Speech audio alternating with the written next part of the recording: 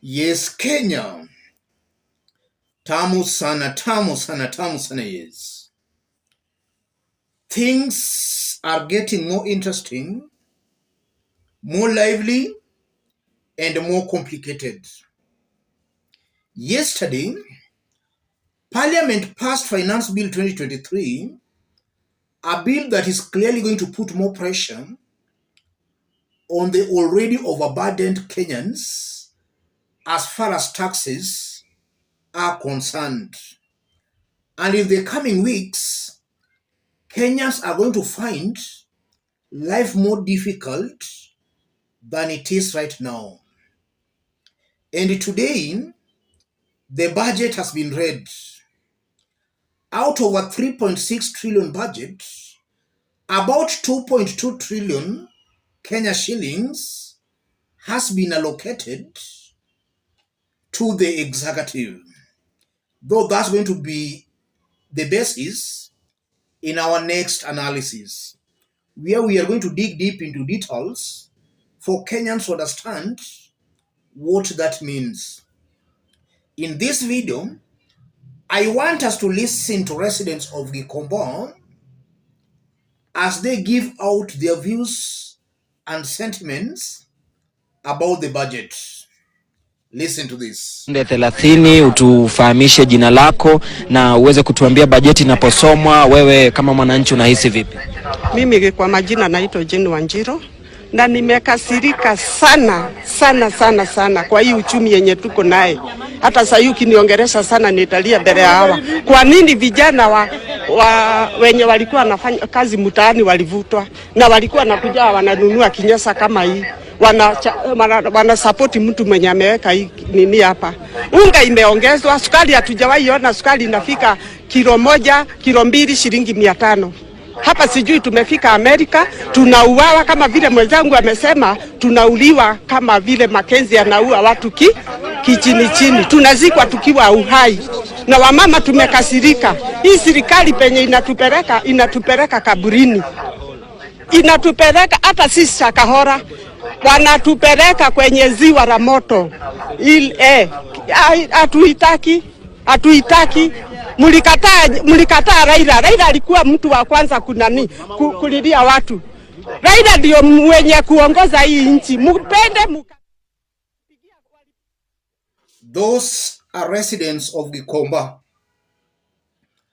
And even from the people speaking, you are seeing clearly there are people from the mountain. A very disappointed lot. Ruto's government has clearly shortchanged the mountain, at least from those sentiments coming from Gikomba.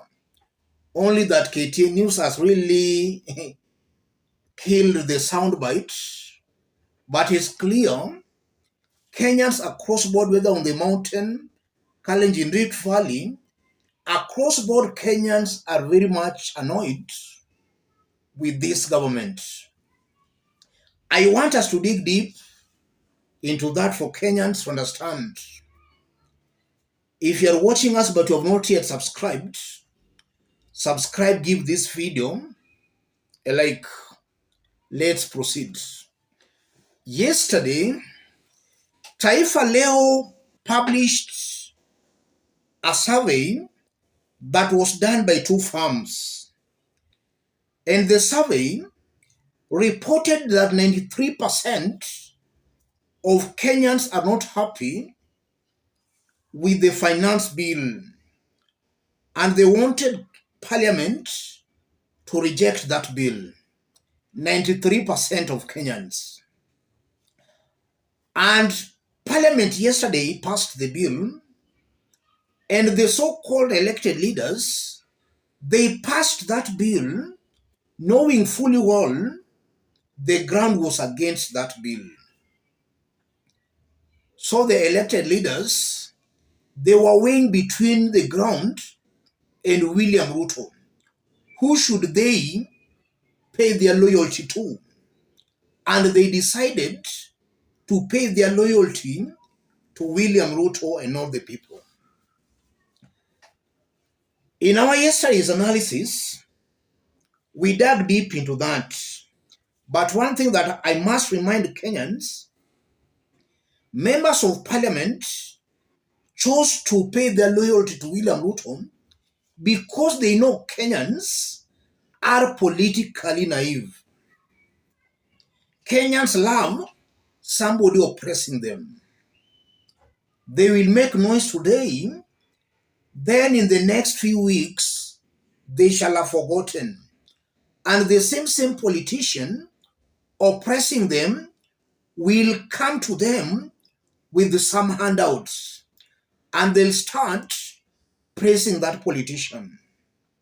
I strongly believe that that's why members of parliament, especially government members of parliament, passed that bill. They know in the next few weeks, Kenyans shall have forgotten.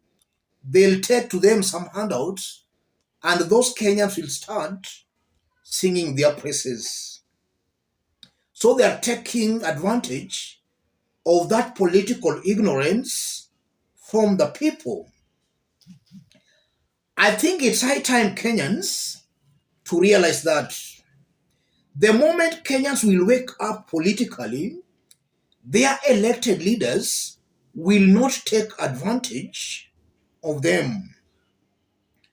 Will not take advantage of them. And in 2023, I would have really loved it if Kenyans were to wake up. We all have the list of the members of parliament who passed that bill. Whether the member of parliament is your father, your mother, your uncle, your relative, or a friend, that is a person who is in politics for his or her own personal gains and not there to serve the people. Because this bill explains clearly well that that member of parliament, all those members of parliament are not there to serve or to represent the people. They should be rejected in totality. Kenyans should remember that a member of parliament, a leader who supported that bill, that's a leader who should be rejected totally. And I saw the so-called ODM rebels who joined the government, and they were saying they were joining the government for development. They also passed that bill with the government allied members of parliament. For those who have been following me here, we don't massage anybody's ego here. We state facts as they are without fear or favor. I've always maintained that any opposition leader joining the government, abandoning the opposition, that leader is actually escaping the responsibility of oversighting the government. That's a leader who should be rejected. That's a leader joining the government not for the development or because he or she loves the people, but for his or her own stomach. Kenyans should actually know that.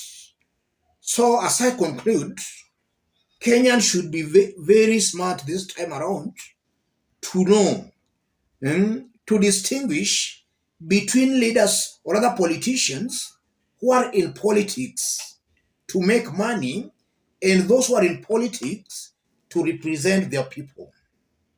And yesterday, that divide came out very, very clearly. And back to that research that was published yesterday, you are seeing clearly that Ruto is moving from one blunder to the next. And he will realize when it's very late that the ground abandoned him long time ago.